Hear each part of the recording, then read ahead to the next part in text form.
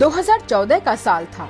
जनता को भरोसा दिलाया गया कि अब तक देश में बहुत कमजोर सरकार चल रही थी, जिसने 2 अंकों में विकास दर दी, करोड़ों लोगों को रोजगार दिए, खाने का अधिकार दिया, मनरेगा दिया, सूचना का अधिकार दिया, 27 करोड़ लोगों को गरीबी से बाहर निकाला, किसानों का कर्ज माफ किया। तो इस कमजोर सरकार को छोड़कर मुझे चुनिए, यानी मजबूत सरकार चुनिए, यानी नरेंद्र मोदी को चुनिए। झूठ, पाखंड और दुष्प्रचार के चंगुल में फंसकर हिंदुस्तान की सीधी सादी जनता ने मजबूत सरकार वाले जुमले पर भरोसा कर लिया और नरेंद्र मोदी को प्रधानमंत्री चुन लिया। अब मजबूत सरकार चुनी थी तो जनता को भरोसा था कि बेरोजगारी रहेगी नहीं, गरीबी एकदम खत्म हो जाएगी, किसानों के खेत लहलहा उठेंगे, बेवकूफी भरे फैसले तो बिल्कुल नहीं होंगे, अपनी बात रखने की आजादी होगी, विकास की गंगा बहेगी, सीमाएं सुरक्षित होंगी, लोगों में भाईचारा बढ़ेगा। ऐसी बहुत सी बातों का भरोसा जनता को था।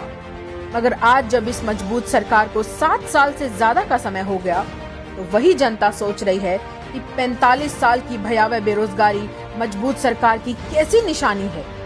एक ही साल में 23 करोड़ लोग वापस गरीबी में चले गए, ये कैसी मजबूती है। काले कानून लाकर किसानों के खेत खलिहान तबाह करने का षड्यंत्र कौन सी मजबूत सरकार रचती है।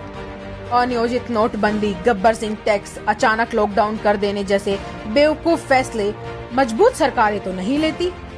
लोगों को अपनी बात कहने से रोकने, देशद्रोह के झूठे मुकदमे लगा देने का काम मजबूत सरकार तो नहीं करती, ये तो डरपोक सरकार ही करती है। देश की विकास दर को माइनस में ले जाने का साहस मजबूत सरकार का तो नहीं होता। जनता ये भी कह रही है कि किसी मजबूत सरकार के रहते कोई भी भारत भूमि में घुसकर उसके 20 बहादुर सपूतों को शहीद नहीं कर सकता, और न ही ऐसा करने वाले को कोई मजबूत सरकार क्लीन चिट देगी।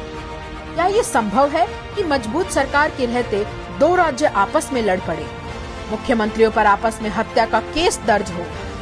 जनता की इसी भावना के साथ अपनी भावना मिलाकर राहुल गांधी ने कहा है कि विवाद व दंगों को हमारे देश की पवित्र भूमि में बीज की तरह बोया जा रहा है। इसका परिणाम भयानक है और होगा। अब इस तथाकथित मजबूत सरकार पर जनता खुद सवाल उठा रही है। वो लोग सवाल उठा रहे हैं जिन्होंने इस मजबूत सरकार को चुनने के लिए वोट किया था, और यही लोकतंत्र की खूबसूरती है। जब जनता को लगता है कि सत्तारूढ़ पार्टी खुद को देश से बड़ी समझ रही है, तो जनता खुद सवाल भी करती है और जवाब भी देती है। जय हिंद।